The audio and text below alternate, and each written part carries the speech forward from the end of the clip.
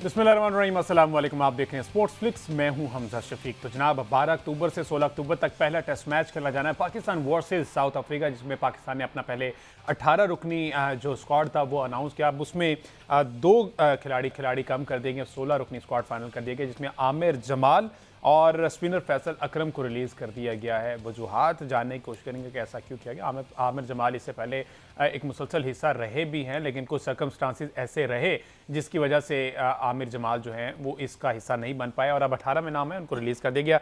इसकी क्या वजूहात हो सकती है? साथ ही साथ दूसरी बड़ी खबर ये है कि जो इंडिया ने एशिया कप की तरह आईसीसी विमेन वर्ल्ड कप को भी जनाब सियासत की नज़र कर दिया है और वही हुआ पाकिस्तान वर्सेस इंडिया मैच में, वही शेक हैंड वाला मामला और सारा।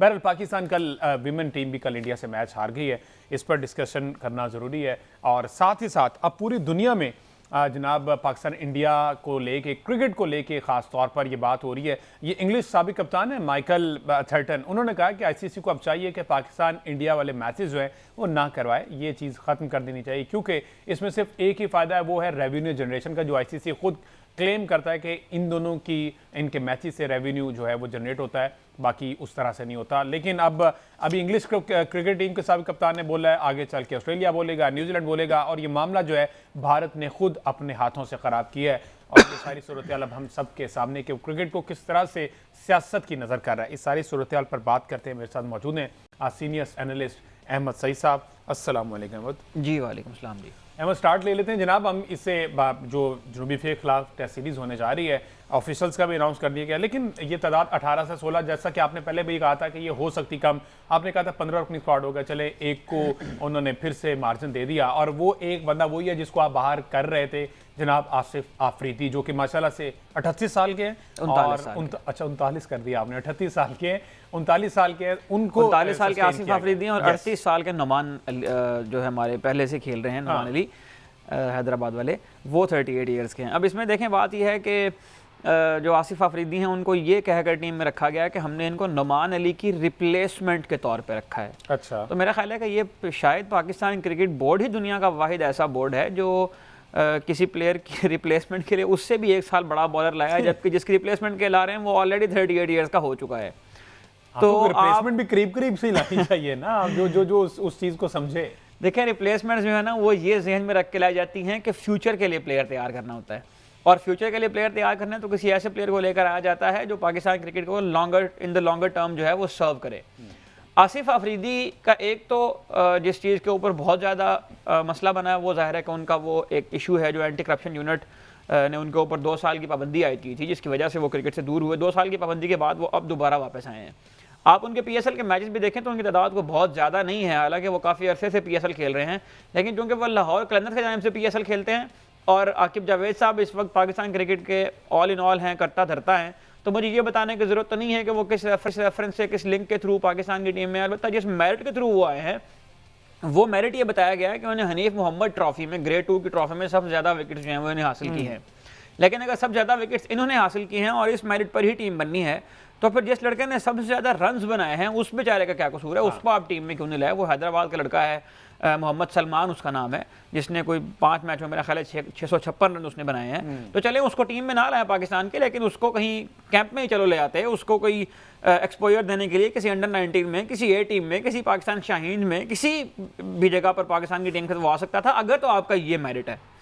लेकिन मामला ये है कि जिसको टीम में लाना हो उसके लिए मेरिट भी बन जाता है, जिसको टीम से निकालना हो उसके लिए, जिस तरह आमिर जमाल की आप बात कर रहे हैं, आमिर जमाल को ये पाकिस्तान क्रिकेट बोर्ड के कोचेस उस वक्त भी बॉलिंग कराते रहे थे जब ये आके कंप्लेन करता था कि मैं शदीद पेन में हूँ, ये कहते कोई बात नहीं, बॉलिंग करा दो तुम ठीक हो जाओगे, हालांकि वो एक फास्ट बॉलर है। तो आमिर जमाल के साथ तो ये मामला हुआ। अब फैसल अकरम को भी उन्होंने टीम से निकाल कर ये पैगाम दिया है कि भाई हम जिसको रखना चाहेंगे हम उसको टीम में रखेंगे, हम ये नहीं देखेंगे कि पाकिस्तान क्रिकेट का फ्यूचर क्या कहता है, हम ये नहीं देखेंगे कि यंग प्लेयर के जो कॉन्फिडेंस है उसके ऊपर उससे क्या असर पड़ेगा, हम ये नहीं देखेंगे कि वो लड़का भी ग्रेड 2 के हनीफ मोहम्मद ट्रॉफी में परफॉर्म करके आ रहा है, वो पाकिस्तान के लिए खेल भी चुका है वाइट बॉल क्रिकेट में। और लेकिन चूँकि आसिफ आफरीदी का ताल्लुक उस मतलब मैं बार बार जिसकी जानिब आपकी तवज्जो दिला रहा हूँ, आसिफ अफरीदी का ताल्लुक उस फ्रेंचाइज के साथ है जिसकी बहुत ज्यादा से है पाकिस्तान क्रिकेट में। मैं अगर आपको डायरेक्टली बता दूं, उस फ्रेंचाइज ने भी उनको ना फाइनल सेमीफाइनल उसमें नहीं खिलाया था। जी हाँ, एक बात और भी है, अब आसिफ अफरीदी को खिलाने, इनको पता है कि आसिफ अफरीदी एक टेस्ट या ज्यादा मतलब 2 टेस्ट मैच खेल सकता है, उसके बाद इसने रिटायर हो जाना को बहुत ज्यादा लंबी क्रिकेट उनके अंदर ही मौजूद नहीं है। अब ये टेस्ट क्रिकेटर का स्क्वाड का टैग लगाना क्यों जरूरी है? टेस्ट क्रिकेट का टैग लगाना इसलिए जरूरी है कि आसिफ अफरीदी या इस किस्म के जो प्लेयर्स होते हैं जो मतलब जिसे कहते हैं ना मन भाते प्लेयर होते हैं, जो हर किसी की हाँ में आने के लिए तैयार होते हैं, ये कोई पहला वाकया नहीं है कि इनका इस किस्म का रिकॉर्ड है कि इनको एंटी करप्शन यूनिट ने बैन भी किया है और इनकी जो डोमेस्टिक क्रिकेट की कारस्तानियां हैं वो भी कोई मतलब ढकी छुपी नहीं है। इस तरह के और भी बहुत सारे केसेस हैं और वो लोग भी पाकिस्तान क्रिकेट से जब फारिग हुए या लंबे अरसे में डोमेस्टिक क्रिकेट खेल के फारिग हुए तो उसके बाद वो हमें कोचिंग करते हुए नजर आए।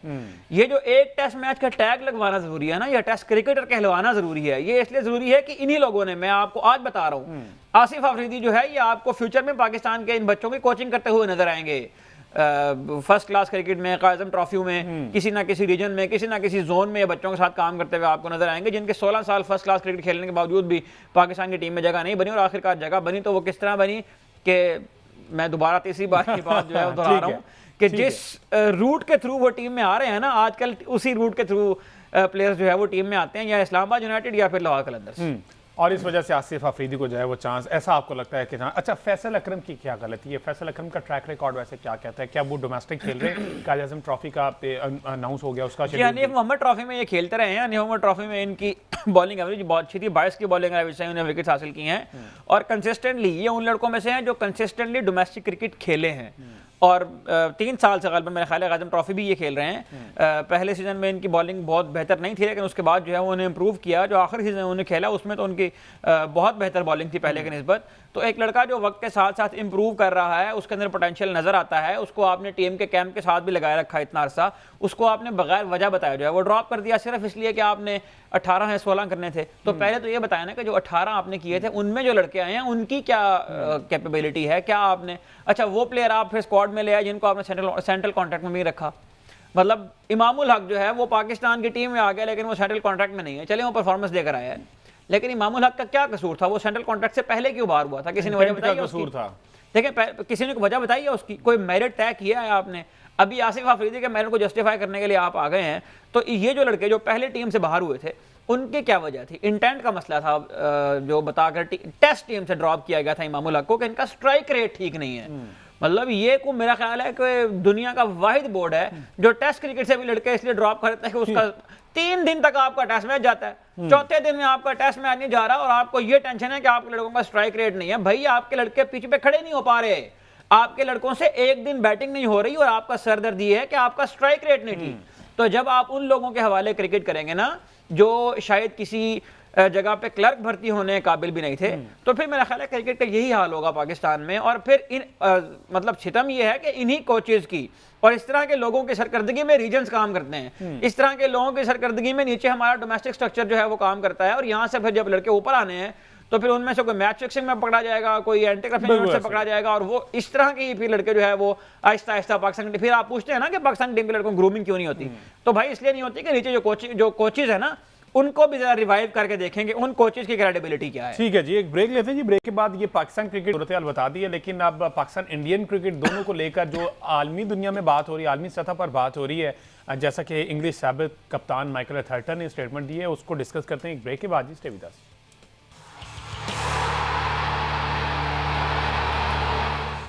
Welcome back ji. बात हो रही है क्रिकेट के हवाले से, तो पाकिस्तान क्रिकेट तो ज़बू हाली का शिकार है, मेरिट की धज्जियां बिखेरी जा रही हैं और कहीं पर भी अभी तक समझ नहीं आ रहा कि ऑन व्हाट बेसिस ये जो 16 रुकनी स्क्वाड अनाउंस किया गया है, अगर इनको रखना था तो फिर आपने इनको उसमें ऐड करना था। इमामुल हक पहले कहाँ थे और अब आए, ये सारी सूरत हाल बहरहाल ये तो स्टार्ट से चलता आ रहा है और शायद ऐसा ही चलता रहेगा। पाकिस्तान क्रिकेट बोर्ड अपनी बेहतरी की जानिब तवज्जो नहीं देगा। बहरहाल अब जो है क्रिकेट पर तवज्जो दे रही है आलमी दुनिया। सूरत हाल ये बनी कि इंग्लिश क्रिकेट टीम के साबिक कप्तान माइकल एथर्टन जो है उन्होंने आईसीसी को आइंदा आलमी मुकाबलों में पाकिस्तान और भारत के दरमियान मैचेस ना कराने की तजवीज़ दी है। उन्होंने कहा कि जनाब ये जो 2 मुल्क हैं, ये जो 2 मालिक हैं, उन्होंने तो इकट्ठा कहा, लेकिन हमें पता है, आपको पता है कि ये क्रिकेट से खिलवाड़ और सियासत कौन इसमें लेके आ रहा है वो हम सबको पता है, लेकिन उन्होंने कहा कि इन दोनों मालिक के मैचेस नहीं होने चाहिए, जिसकी वजह से ये होता है कि सिर्फ पैसा तो आ जाता है, लेकिन क्रिकेट जो है उसका मेन पर्पस जो है वो कहीं ना कहीं दफन हो जाता है। तो अहमद सही साहब, अथर्टन साहब मेरे ख्याल खासे दिल बर्दाश्ता होकर उन्होंने ये स्टेटमेंट दी है। हालांकि अभी एशिया कप में बाकी इंग्लैंड ऑस्ट्रेलिया का कोई रोल नहीं था, लेकिन उनको फ्यूचर में नजर आ रहा है कि T20 वर्ल्ड कप फेब में जो है उसमें भी ऐसी कुछ सूरत हाल क्रिएट हो सकती है। देखिए, हम जब एशिया कप में भी इसके ऊपर बात कर रहे थे, ये हाथ ना मिलाने वाला इशू जिस दिन शुरू हुआ था, उस दिन भी अगर हम हमारा शो निकाल के आप देखें तो हमने ये बात की थी कि ये मामला यहाँ रुकेगा नहीं। अब दूसरे जो नेशंस हैं वो भी इसके अंदर शामिल होंगी, वो भी इसके ऊपर अपना ओपिनियन देंगी, और हो सकता है कि फिजिकली वो इंडिया की टीम के अगेंस्ट जब खेलने जाएं तो वो शायद इस तरह का, और बांग्लादेश के कप्तान ने भी वहाँ उस दिन उनसे हाथ मिलाना गवारा नहीं किया था। तो बात यह है कि Michael Atherton one of the Sen voices in cricket, और उनको सुनना, हम अगर आप नासिर हुसैन को सुनते हैं तो आप माइकल एथर्टन को भी सुनते होंगे, और माइकल एथर्टन का तबसरा और तज्जिया उसके ऊपर बात करना इसलिए ज़रूरी है कि ये जितना अपनी बैक पे एक्सपोजर रखते हैं क्रिकेट का, और जितना इनको क्रिकेट का पता है, मेरा ख्याल है कि क्रिकेट के ट्रेंड सेट करने वाले लोगों में अगर 4-5 लोगों में उनका नाम लिया जाए तो भी शायद कोई बुरा नहीं होगा। 12 साल ये टेस्ट क्रिकेट खेले, 115 टेस्ट मैच इन्हें इंग्लैंड के लिए खेले, 300 से ज़ायद फर्स्ट क्लास मैच है, 21,000 से ज़ायद रन हैं इनके फर्स्ट क्लास क्रिकेट में। तो माइकल एथर्टन का ये कहना है कि पाकिस्तान इंडिया की जो राइवलरी है वो पाकिस्तान और इंडिया की बॉर्डर टेंशन्स के अंदर एक प्रॉक्सी के तौर पर इस्तेमाल की जा रही है। इसका क्रिकेट से अब कोई ताल्लुक नहीं रहा। एक ज़माने में ये क्रिकेट डिप्लोमेसी के लिए इस्तेमाल होती है, जिसके लिए क्रिकेट डिप्लोमेसी की टर्म भी कॉइन की गई थी 1987 में जब ज़ियाउल हक ने दौरा किया था भारत का। लेकिन अब ये इससे आगे एक कदम चली गई है और ये स्पिरिट ऑफ द गेम का नुकसान पहुंचाने लगी है, जिसकी वजह से ICC को अब गौर करना चाहिए कि जो हर इवेंट के अंदर पाकिस्तान और इंडिया को एक ही पूल में रखा जाता है और इनका मैच जो है वो लाजमी करार दिया जाता है हर इवेंट के अंदर, इस पे अब गौर होना चाहिए, क्योंकि ये स्पिरिट ऑफ क्रिकेट को, स्पिरिट ऑफ द गेम का नुकसान पहुंचा रही है। इससे आप पैसे तो कमा सकते हैं, लेकिन in the longer run cricket खेल की रूह जो है वो इससे तबाह हो जाएगी। और अब उन्होंने ये भी मुतालबा साथ में किया है कि जो ड्राफ्टिंग होती है ICC के टूर्नामेंट्स के अंदर, जो ग्रुप्स बनते हैं, उसको भी फेयर होना चाहिए, और ये लाजमी नहीं है कि पाकिस्तान और इंडिया हर इवेंट के अंदर जो है वो एक ही ग्रुप का हिस्सा बने। तो अगर तो आप चाहते हैं कि क्रिकेट ग्रो करे और क्रिकेट के थ्रू पीस जो है वो उसको प्रिवेल किया जाए, या क्रिकेट के थ्रू अगर आप पॉजिटिव अंदाज में डिप्लोमेसी करना चाहते हैं, तो उस वक्त तक, जब तक पाकिस्तान और भारत के ताल्लुकात बेहतर नहीं होते हैं, उस वक्त तक इन दोनों के मैचेस ना करवाए जाएं। आपको याद होगा कि एशिया कप से पहले जो $170 मिलियन के राइट्स थे वो खरीदे गए थे ब्रॉडकास्टर की जानिब से, और ICC के जो ऑफिशियल ब्रॉडकास्टर है उनमें से भी 8 में से 7 का ताल्लुक भारत से है। और पाकिस्तान और इंडिया के पहले ही मैच से उन्हें $265 मिलियन का रेवेन्यू जो है वो जनरेट कर लिया था। $3 अरब के जो ब्रॉडकास्टिंग राइट्स हैं वो ICC ने परचेज किए हैं इस साल के। तो जाहिर है कि ये जो पाकिस्तान इंडिया के मैचेस हैं इनसे ही ये पूरा होना है। ये तो उन्होंने भी तस्लीम किया है कि इससे पैसे बहुत आते हैं, लेकिन उन्होंने इसको बहुत छोटा जवाब करार दिया है कि इसके मुकाबले में जो नुकसान क्रिकेट को हो रहा है वो इसके मुकाबले में कहीं बड़ा है। और ICC अब तक इस पूरे मामले में एक खामोश तमाशाई बना हुआ है, किसी किस्म का कोई रोल उन्होंने अदा नहीं किया, किसी किस्म का कोई एक्शन नहीं लिया। और जाहिर है कि अगर ये एक्शन लेना शुरू करते हैं तो फिर सबसे पहले डायरेक्ट जो जद में आएगी वो भारत की क्रिकेट टीम होगी। और ये बताने की जरूरत नहीं है कि ICC में किसका कंट्रोल है, ICC के जो एक चीफ एग्जीक्यूटिव है वो कौन है, बिल्कुल ठीक है। अच्छा, अब बात कर लेते हैं जनाब थोड़ी सी फुटबॉल के हवाले से, और ये फुटबॉल का एक सेगमेंट जो है वो बड़ा जरूरी है। फीफा वर्ल्ड कप 2026 के लिए मैं सही साहब एक जो मैच बॉल होता है जो कि यूजुअली पाकिस्तान से जाया करता था, अभी भी मेरे ख्याल पाकिस्तान से ही जाता है। अच्छा खैर, उसका जो मुनफरिद नाम है उसकी क्या खसूसियात क्या होती हैं? क्या हर साल इसको इस तरह से नाम दिया जाता है, और इस दफ़ा क्या नाम दिया गया वैसे? देखें, फीफा वर्ल्ड कप का जो बॉल है उसकी अनवीलिंग की सेरेमनी हो गई है, और यहाँ पर बड़े बड़े लेजेंड इस वक्त हमारे स्क्रीन के ऊपर भी आपको नजर आ रहे होंगे। ज़िनेडिन ज़िडान जो है ये बॉल लेकर आए हैं, जो 1998 के वर्ल्ड कप विनर हैं फ्रांस के साथ। 2006 के वर्ल्ड कप के फाइनल में भी उनका रेड कार्ड बहुत से पाकिस्तानी शायकीन के दिल तोड़ गया था, और ज़िनेडिन ज़िडान ही वो फुटबॉलर हैं जिनको देखकर मैं ज़ाती तौर पर फुटबॉल देखना शुरू हुआ था। इनके साथ 2002 के जो वर्ल्ड कप विनर कप्तान हैं ब्राज़ील के कैफू, वो आपको नज़र आ रहे हैं। 2006 के world cup winner Del Piero, Italy से जिनका ताल्लुक है, वो भी वहाँ पर खड़े हुए आपको नज़र आ रहे हैं। तो इस बॉल का नाम जो है वो ट्राई-ओंडा रखा गया है। इसकी वजह यह है कि ये वर्ल्ड कप 3 कंट्रीज़ ने होस्ट करना है, अमरीका, मैक्सिको और कनाडा ने।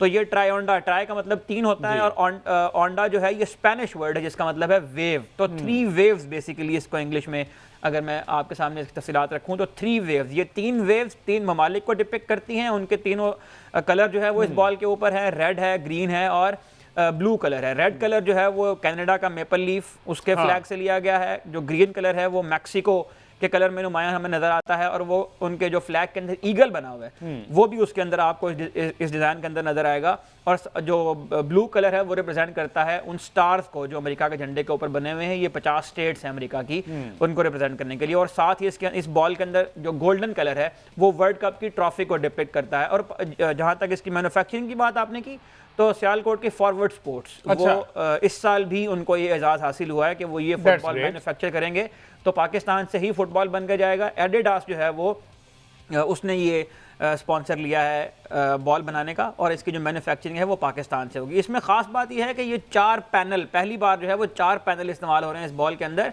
और इस बॉल के अंदर एक एडवांस्ड कनेक्टेड बॉल टेक्नोलॉजी है। इसमें 500 हर्ट्ज की जो है वो एक चिप लगी हुई है जो सेंसर करती है जब बॉल टकराएगा किसी प्लेयर के साथ या ग्राउंड के साथ, जब बॉल टकराएगा तो ऑफ साइड्स को चेक करने के लिए, हैंड बॉल्स को चेक करने के लिए, वीडियो असिस्टेंट रैफ को मदद फराहम करने के लिए ये चिप जो है वो इसके अंदर इस्तेमाल होती है। लास्ट वर्ल्ड कप जो कतर में खेला गया था उसमें भी आपको याद होगा एक चिप जो है वो इस बॉल के अंदर थी। तो इस बॉल की ये खास बात और भी है कि एरोडायनामिक्स और फ्लाइट रेजिस्टेंस इसके अंदर भी ये जो चिप लगाई जा रही है इसके अंदर हेल्प करेगी।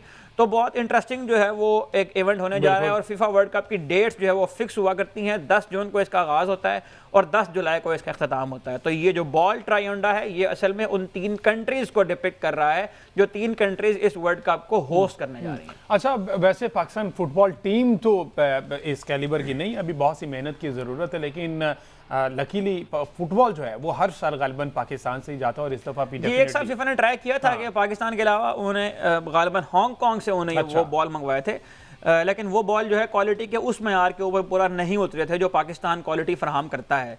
तो 98 के वर्ल्ड कप से अब तक तो मुझे याद है कि एक बार सिर्फ ऐसा हुआ है कि कहीं और बाहर से बॉल बनवाया गया, लेकिन उसके अलावा हर बार जो है बॉल पाकिस्तान से ही बन के जाता है। इसकी ये बताता है कि पाकिस्तान में जो स्पोर्ट्स मैन्युफैक्चरिंग है उसकी जो क्वालिटी है वो आलमी दुनिया में मानी जाती है। फुटबॉल के अलावा भी जो शर्ट्स होती हैं, स्पोर्ट्स शर्ट्स, उनके हवाले से भी पाकिस्तान बहुत ज़्यादा मशहूर है। क्रिकेट के जो बैट हैं, बॉल्स हैं, क्रिकेट के जो सारे चीज़ें बनाने वाली, वो उसके हवाले से टैलेंट तो है पाकिस्तान में। अगर स्पोर्ट्स इक्विपमेंट्स के हवाले से देखा जाए तो उसमें भी खासा जो रुझान दिखाई देता है पाकिस्तान का ही है। और इसमें जिस तरह इसमें 26 ईयर्स के पाकिस्तान से फुटबॉल जा रहा है, लेट्स सी कि इसी तरह के जो मामला है वो चलते रहे और पाकिस्तान का नाम जो है किसी हवाले से पूरी दुनिया में जो है वो मेंशन होता रहे, रोशन होता रहे। मुझे दीजिए इजाज़त, अल्लाह हाफ़िज़।